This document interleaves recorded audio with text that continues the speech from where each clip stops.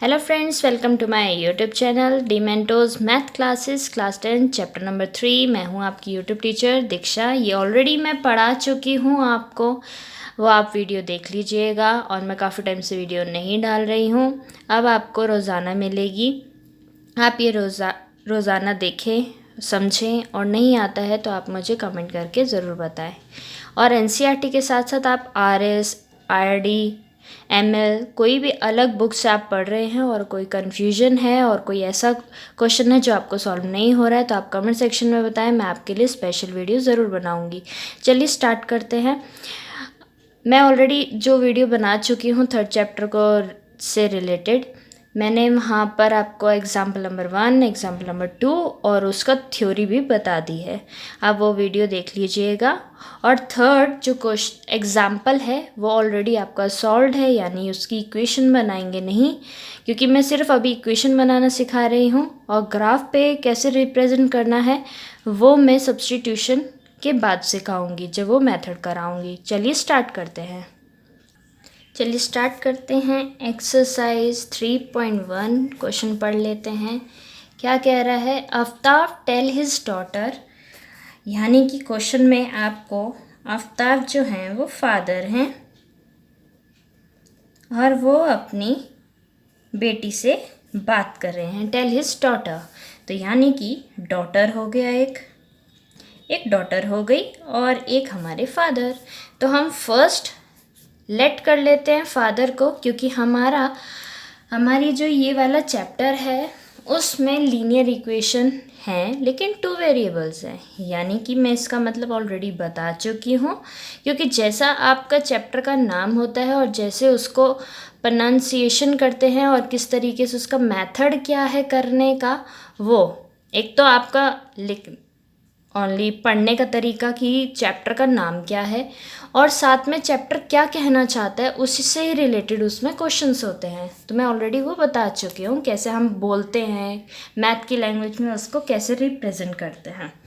ठीक है, pronunciation English जैसी रहती है लेकिन काम अलग रहते हैं मैथ में, और वही चीज़ अगर आप इंग्लिश में पढ़ते हैं तो उसका मीनिंग चेंज होता है। डॉटर यानी कि वाई मान लेते हैं। आगे पढ़ते हैं। 7 years ago, यानी कि उसके पापा ने अपने बेटी से कहा 7 year ago मतलब पहले की बात कर रहा है।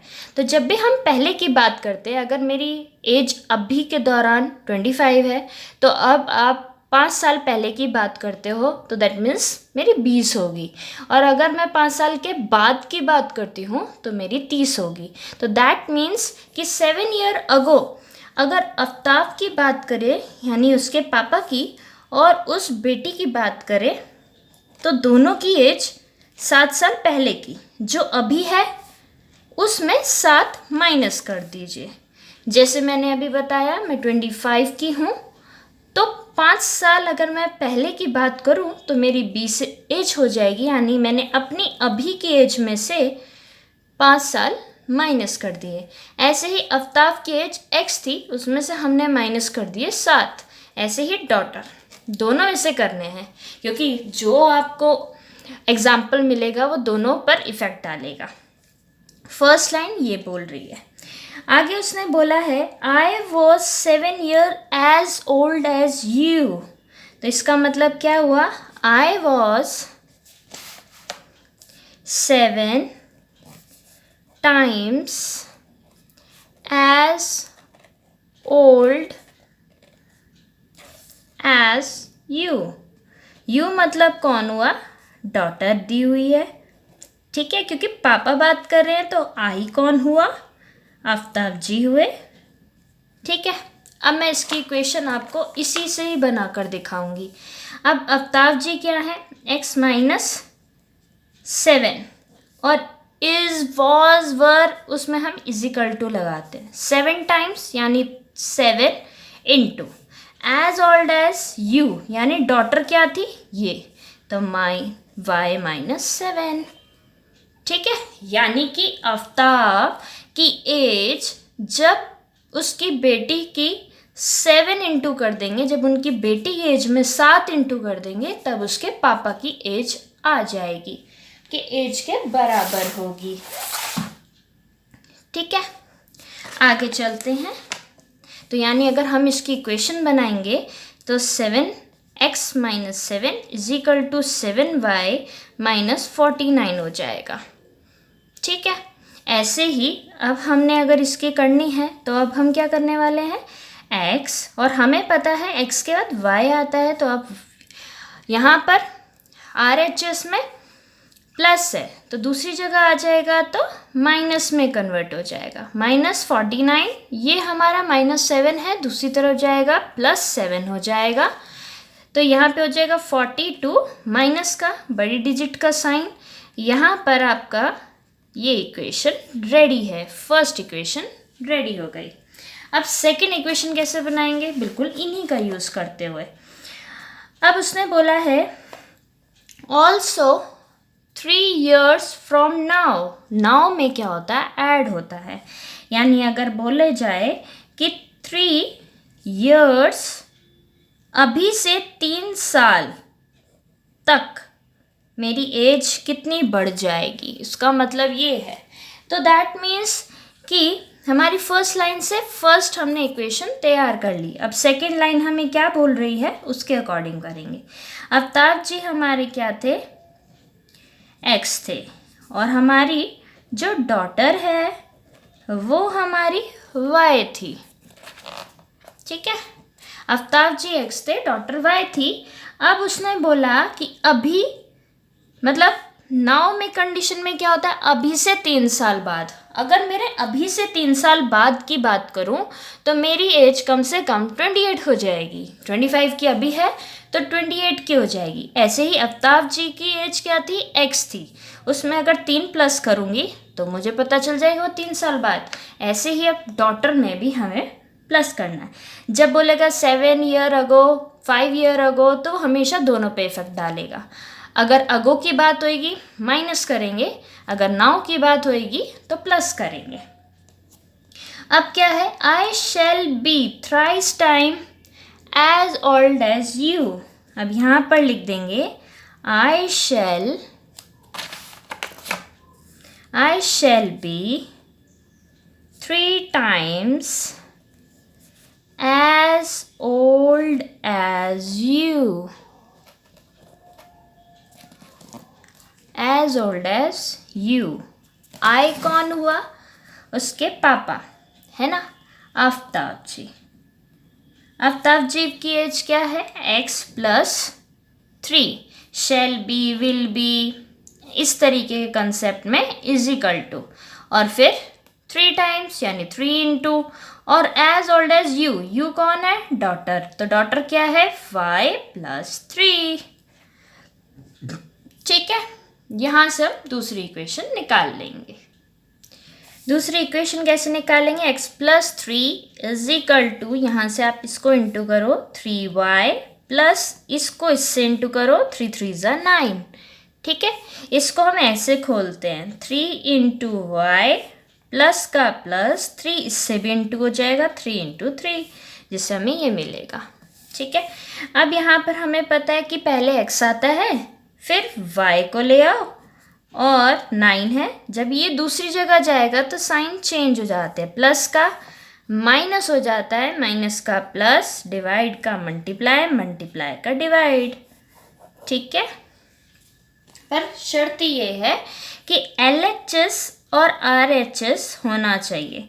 यहाँ से यहाँ जाएगा तब साइन चेंज, यहाँ से यहाँ जाएगा तब साइन चेंज, और वो इस तरीके से साइन चेंज होते हैं। तो यानी कि हमारा हो गया यहाँ पर 6। तो ये इक्वेशन हमारी सेकंड तैयार है। 2 इक्वेशंस आपके सामने रेडी है। अब बहुत आसान है सेकंड वाला, देखो यहाँ पे तो बहुत ज़्यादा ही आसान है। उसने बोला है एक कोच है, ये हमारा क्या है, कोच है।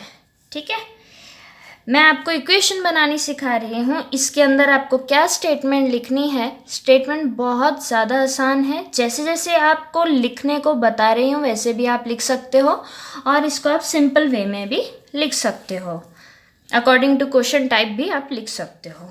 तो मेनली आपका कंसेप्ट क्लियर होना चाहिए, तो वही सिखा रही हूँ। ये हमारे कोच हैं, फुटबॉल टीम किसके कोच हैं? ये हमारे क्रिकेट टीम के। अब ये कैसे पता चला? क्वेश्चन रीड करते हैं। The coach of the cricket team, coach of the cricket team आपको यहाँ पे दिए हुए हैं, ठीक है। बाय, उन्होंने क्या क्या खरीदा है? 3 बैट्स खरीदे हैं और 6 बॉल्स खरीदी हैं। कितने रुपीस की? यहाँ पे रुपीस कितने? 3900 के खरीदे हैं।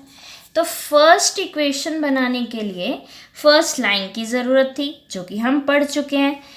बैट को मान लो x और बॉल को मान लो y, तो x प्लस 6y, क्योंकि दोनों को मिलाकर इतने पैसे खर्च हुए, ठीक है। सेकेंड इक्वेशन में क्या करने वाले हैं? क्वेश्चन रीड करते हैं। वो कह रहे हैं शी लेटर, वो जो लड़की है उन्होंने बाद में क्या खरीदा? अनदर बैट, कोई दूसरा बैट खरीदा। लेकिन बैट जब भी वर्ड आएगा दैट मीन्स एक के लिए साउंड कर रहा है। एंड 3 मोर बॉल्स, यानी 3 और बॉल्स उसने खरीदी हैं, ठीक है। और वो कितने रुपए की खरीदी हैं?